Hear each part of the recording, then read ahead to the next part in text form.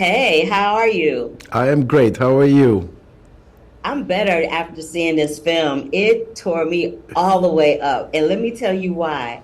Because usually when we see these kind of films about this particular part of history with those two particular people, it is from such a narrowed lens. I love the fact that you took this and you like re-envisioned it and had Kate being like a feminist back in a time where that wasn't embraced nor encouraged. So having said that, um, why do you think history has been more obsessed with dead women than women that survive?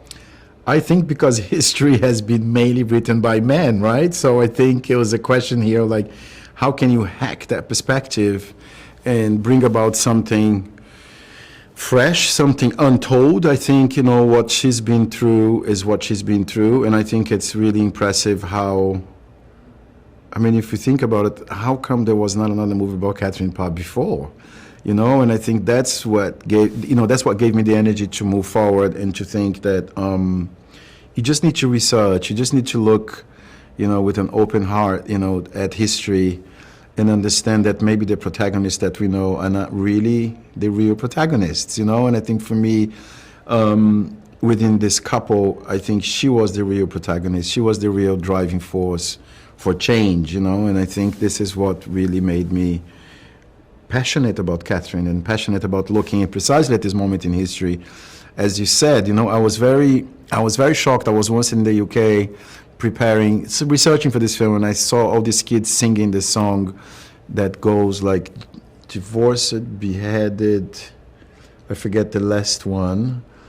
And it's all Beheaded, beheaded, divorced, beheaded, divorced, something so like that. yeah, It I just repeats thought like I itself. saw these kids singing and like this is really shocking. This is a story about like a serial killer in a certain way being sang, as a child's song. And I felt that history and violence had been so naturalized, and that for me was sort of a pivotal moment in this process that I thought, okay, let's stop this. Violence is not natural.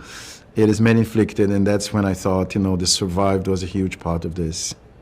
I love it because she's tipping through these minefields of being a mother, a sister, a wife, and just tipping her way through all of it. Can you talk about the color palette real quick? Most of the time when we see period films, it's gray, it's bluish, various shades of gray and blue, and It's this is a little true. more brighter. It's a little brighter. Well, first of all, we need to remember that this movie was made by a Brazilian, right? So there we begin.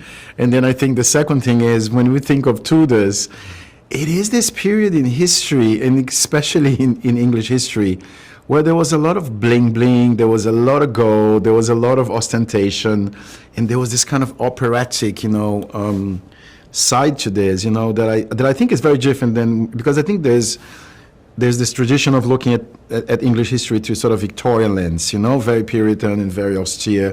And I thought here, when I thought of the Tudors, I thought blood, I thought gold, and I thought excess, and I think that's how the palette came, clearly like the blues and the red, there was something I was telling someone the other day, like the red was a therapeutical color. It was the most expensive color. And when you were sick, you surround your bed with like red sheets. So the red was very important. The blood, I think the gold and color. There was a lot of excess at the time that I thought was like an opera, particularly in relationship to the Tudors. There was something Latin, even though they were not.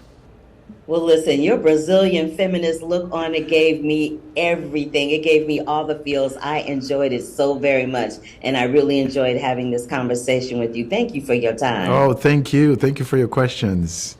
Oh, my pleasure. Have a good one.